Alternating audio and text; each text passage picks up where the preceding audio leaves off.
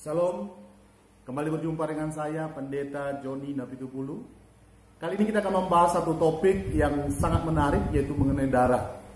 Dalam kalangan gereja, pandangan mengenai memakan darah ada terbagi dua, saudara. Ada yang mengatakan boleh memakan darah, dan ada yang mengatakan tidak boleh memakan darah. Manakah dua pandangan ini yang benar? Saudara, kebenarannya bukan berdasarkan asumsi. Kebenaran itu tidak sekedar hanya pandangan. Pandangan itu harus absolut. Absolut satu pandangan itu harus didukung oleh firman Tuhan sebagai dasar kebenaran bagi setiap orang percaya, saudara.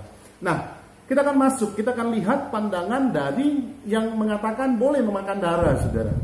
Bagi pandangan yang mengatakan boleh makan darah, saudara kasih Tuhan, mereka mengambil dari Galatia pasal 5 ayat yang pertama. Nah, di situ dikatakan karena kita sudah dimerdekakan dari hukum Taurat. Jadi maksudnya, saudara kasih Tuhan, karena kita tidak lagi dalam tuntutan hukum Taurat, sementara maksud mereka bahwa makan darah itu adalah bagian dari hukum Taurat. Benarkah demikian? Saudara, ternyata tidak. Bahwa larangan memakan darah itu bukan bagian daripada tuntutan hukum Taurat. Sebab hukum Taurat diturunkan kepada Musa. Sementara tuntutan larangan memakan darah itu jauh sudah diturunkan kepada Nuh, saudara kasih Tuhan. Dalam Kejadian 9 ayatnya yang keempat, saudara kasih Tuhan. Jadi jauh sebelum diturunkan Taurat kepada Musa, sudah ada larangan untuk tidak boleh memakan darah kepada Nuh.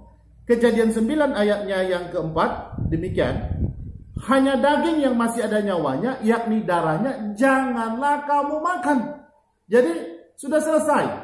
Dia bukan bagian daripada hukum Taurat, saudara. Sebab hukum Taurat itu dimulai kepada Musa. Sementara larangan untuk tidak memakan darah itu sudah turun kepada Nuh jauh sebelum hukum Taurat itu sendiri turun, saudara kasih Tuhan. Nah, maka pandangan yang mengatakan bahwa bahwa makan darah adalah bagian dari hukum Taurat itu sudah terbantahkan.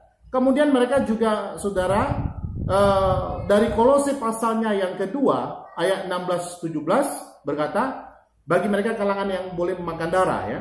Karena itu janganlah kamu biarkan orang menghukum kamu mengenai makanan dan minuman, atau mengenai hari raya, bulan baru atau sabat. Kemudian Roma 14 ayat 17, sebab kerajaan Allah bukanlah soal makanan dan minuman, tetapi soal kebenaran, damai sejahtera dan sukacita oleh Roh Kudus. Nah, jadi mereka yang boleh makan darah mengatakan kerajaan Allah bukanlah soal makanan dan minum. Mereka kutip Roma 4 ayat 14 ayat 17. Lalu kutip lagi Matius 15 ayat 17-18, ini perkataan Tuhan Yesus. Apa yang masuk ke mulut tidak membuat kita najis. Jadi, saudara, ini yang mereka kutip, saudara kasih Tuhan. Nah, saudara, mereka lupa bahwa Tuhan Yesus maupun Rasul Paulus, saudara kasih Tuhan, sudah selesai mereka di dalam membedakan makanan dan darah. Karena bagi mereka, saudara kasih Tuhan, dalam setiap kali berbicara makanan, di dalamnya tidak ada unsur daripada darah. Demikian juga Rasul Paulus. Kolose adalah tulisan Paulus, surat Paulus. Roma adalah surat-surat Paulus. Surat-surat yang paling banyak berbicara tentang makanan dalam PB adalah surat Paulus. Tidak mungkin Paulus, saudara kasih Tuhan, satu sisi dia mengatakan jangan makan darah, satu sisi dia mengatakan boleh makan darah. Karena Paulus tegas di dalam pertemuan para rasul, mereka bermusyawarah. Saudara, ketika pada saat itu ada masalah yang muncul mengenai bolehkah sunat atau bolehkah makan yang berdarah dan sebagainya. Kita bisa lihat dalam Kisah Para Rasul yang ke-15 ayat 19-20 adalah keputusan Roh Kudus dan keputusan kami, kata Rasul Paulus, ya, supaya kamu, salah satu daripada keputusan itu adalah jangan makan darah.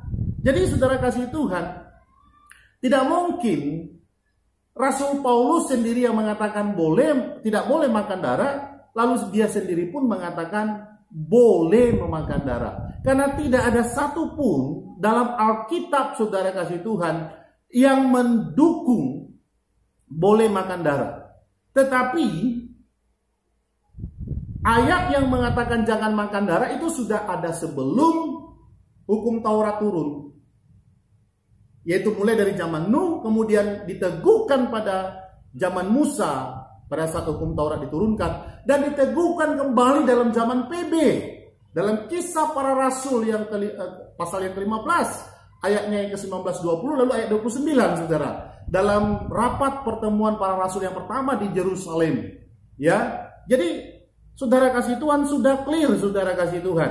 Saya baca 1 Korintus 6. Saudara-saudara,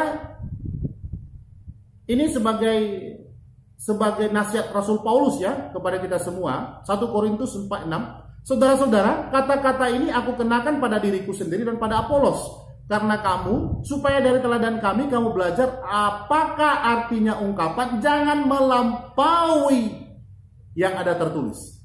Jangan melampaui yang ada tertulis. Jadi para penafsir, para teolog, siapapun, kita tidak boleh menafsir sesuatu melampaui apa yang ada tertulis.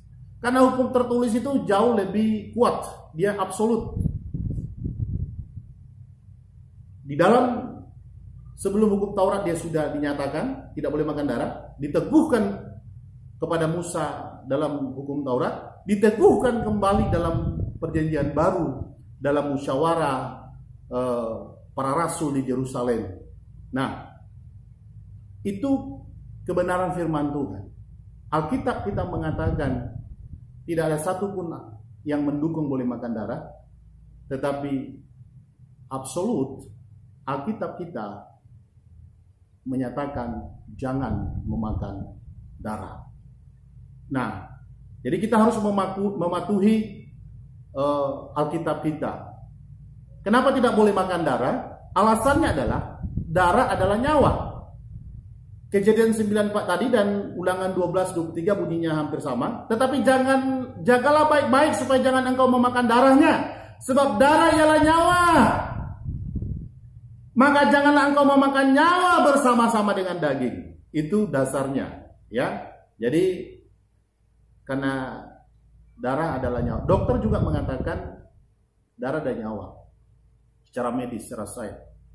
Karena itu berbahagialah mereka yang mendengar firman Tuhan, percaya